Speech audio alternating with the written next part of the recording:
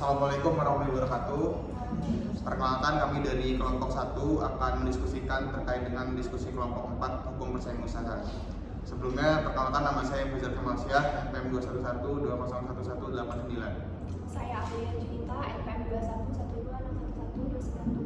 21120111297. Saya Alicia Nazwa Sakira Edita, NPM 21120111545. Saya Warga Sarjana dengan NPM 2111111. Dan saya Syiza Nurisa dengan NPM 21120111097. Baik, diskusi kali ini terkait dengan PKPPU nomor 2 tahun 2023 mengenai tata cara penanganan perkara KPU untuk laporan maupun inisiatif KPPU.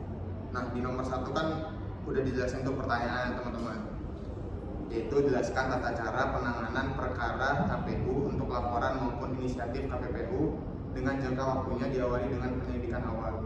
Kalau dari teman-teman udah dapat belum jawaban dari nomor 1 ini? Iya, tadi saya sudah mencari beberapa poin dalam PKPPU terkait. Jadi kalau penyelidikan awal itu diatur dalam bab 5. Ada 2 bagian, yaitu bagian pertama tentang laporan dan bagian kedua tentang inisiatif. Kurang lebih tata caranya itu sama, perbedaannya hanya pada jangka waktu. Kalau laporan itu 30 hari dapat diperpanjang 30 hari, dan kalau inisiatif itu 14 hari dapat diperpanjang 14 hari. Kemudian perbedaannya juga itu ada dalam unit kerja yang melakukan penyelidikan. Laporan akhir keduanya itu sama-sama dilaporkan ke dalam rapat komisi. Kurang lebih seperti itu sih. Jadi memang ada perbedaan yang di tiap tahapan. Oke, kalau dari teman-teman ada yang mau nambahin nggak? Atau kita lanjut dulu ke nomor 2? Lanjut dulu aja. Betul. Oke, kalau di nomor 2 ini pertanyaannya mungkin saya baca dulu ya. Jelaskan adanya perubahan perilaku dalam penanganan perkara dan pengawasan atas pelaksanaan tahapan tersebut. Nah, jadi kan Cia udah jelasin tuh tahapannya apa aja. Mungkin bisa dijelasin di nomor 2. Mungkin dari teman-teman udah ada yang tahu atau ada yang nemu jawabannya, bisa dijelasin aja nih. Oke, kalau dari saya sih udah nyari jawaban dari pertanyaan nomor 2 ini. Jadi kalau untuk perubahan perilaku itu adalah pada intinya adalah sebuah komitmen dari pelaku usaha atau pihak lain yang diduga melakukan pelanggaran persaingan usaha. Nah, komitmen ini bentuknya adalah pernyataan perubahan perilaku yang isinya adalah komitmen untuk membatalkan perjanjian yang dilarang, menghentikan kegiatan yang dilarang, menghentikan posisi dominan atau melaksanakan perintah komisi. Nah, dalam pasal 81 ayat 1 itu, perubahan perilaku itu dapat dilakukan pada saat penyelidikan atau pada saat pemeriksaan pendahuluan. Nah, kalau pada saat penyelidikan perubahan perilaku diterima, maka rapat komisi kemudian meminta unit kerja yang membidangi bagian penegakan hukum untuk melakukan pengawasan terhadap pernyataan perubahan perilaku. Nah, sedangkan kalau diterimanya pada saat pemeriksaan pendahuluan, maka perkara ini dapat dilanjutkan dengan penanganan perkara pemeriksaan cepat atau prosedur penanganan perkara dilanjutkan pada tahap pemeriksaan lanjutan. Pada intinya gitu sih. Oke. Jadi berdasarkan pasal 81 ayat 1 peraturan KPU ya, nomor 2 tahun 2023. Iya. Mungkin kita lanjutin ya di nomor 3. Nomor 3 itu pertanyaannya, jelaskan mengenai adanya tahapan pemeriksaan cepat. Jadi kan kalau di penanganan perkara ada yang namanya pemeriksaan cepat. Dari teman-teman ada yang bisa jelasin nggak di nomor 3? Saya sendiri sih, pemeriksaan cepat itu adalah pelaksanaan penanganan perkara di mana tahap pemeriksaan hanya pada pemeriksaan pendahuluan tanpa melalui pemeriksaan lanjutan.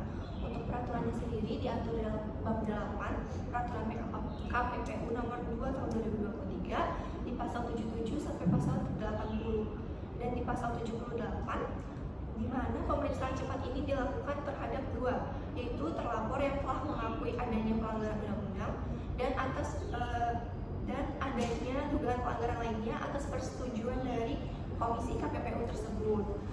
Dari dugaan ini terdapat syarat-syarat tertentu, di mana yang pertama adalah adanya cuti dalam proses sebelum pemeriksaan, dan juga perkara dugaan pelanggaran ini harus tidak berdampak luas kepada masyarakat. Seperti itu. Jadi pada intinya pemeriksaan cepat itu pemeriksaan tanpa Pemeriksaan lanjutan. pemeriksaan tanpa pemeriksaan lanjutan. Pada intinya seperti itu. Terus kita lanjut nih ke nomor 4. Di nomor 4 tuh soalnya jelaskan pula mengenai sidang majelis komisi yang terdiri dari pemeriksaan pendahuluan dan lanjutan. Mungkin bisa dijelasin secara berpoin ya, karena kan ini kita menjelaskan mengenai sidang majelis komisi seperti pengacaranya mungkin. Boleh, silakan, ada teman yang bisa.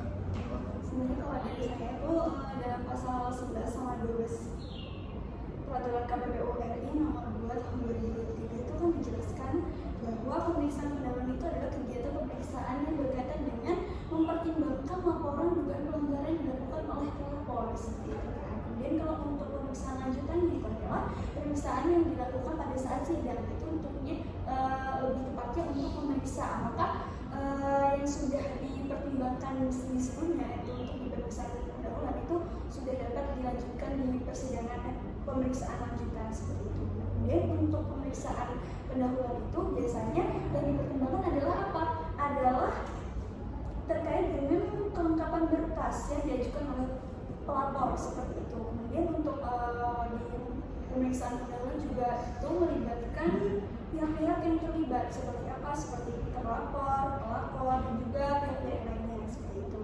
Kemudian kalau untuk di pemeriksaan lanjutan itu yang dipertimbangkan itu terkait dengan keterangan saksi yang merujuk pada proses yang sudah dilakukan di pemeriksaan pendahuluan. Nah, selain dari saksi itu ada pihak-pihak yang berperkara. Dalam hal ini tuh termasuk dalam bagian pembuktian dari pemeriksaan lanjutan seperti itu. Jadi sama aja kayak sidang-sidang yang sebelumnya, sidang-sidang yang lainnya, maksud saya, yaitu berkaitan dengan pembuktian dan juga terkait dengan pembuktian yang berkaitan dengan yang sudah dilaporkan pada saat di pemeriksaan pendahuluan. Jadi intinya kalau pemeriksaan pendahuluan itu lebih ke mengecek kelengkapan berkas ya. Iya, benar. Terus pemeriksaan lanjutan itu memeriksa saksi, bukti dan lain sebagainya. Oke. Terakhir nih nomor 5. Pertanyaannya jelaskan mengenai upaya hukum atas putusan KPPU. Ini saya izin jawab ya teman-teman.